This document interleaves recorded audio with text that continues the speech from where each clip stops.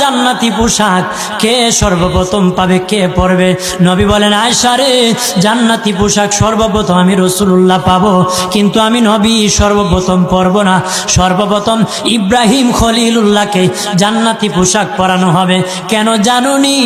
ইব্রাহিম নবীকে নমরুদের আগুনে যখন ফেলে দেওয়া হয়েছিল, দুনিয়ার সব ছেড়ে দিয়েছিল, বাড়ি ছেড়ে দিয়েছিল, সম্পদ ছেড়ে দিয়েছিল, মা বাবা ছেড়ে দিয়েছিল, এমনকি গায়ের জামা যখন খুলে নেয়, ইব্রাহিম কয়েক কাপড় ছেড়ে দিতে পারি, আমার আসমানের মালিককে ছেড়ে দিতে পারি না। ওই দিন আল্লাহ ইব্রাহিমের সাথে অঙ্গীকার করেছিল, ইব্রাহিম আজকে তোমাকে সকলের সামনে উলঙ্গ করে লজ্জায় ফেলে দিয়েছি ইব্রাহিম, তারপরে তুমি আমাকে ছাড়ো নাই। আমি কিয়ামতের দিন সকলের সামনে মুসলমান, বেঈমান, কাফের, নাস্তিক যারা তোমাকে উলঙ্গ করেছিল, তাদের সামনে আমি আল্লাহ আনুষ্ঠানিকভাবে তোমাকে কাপড় পরায়া দিব।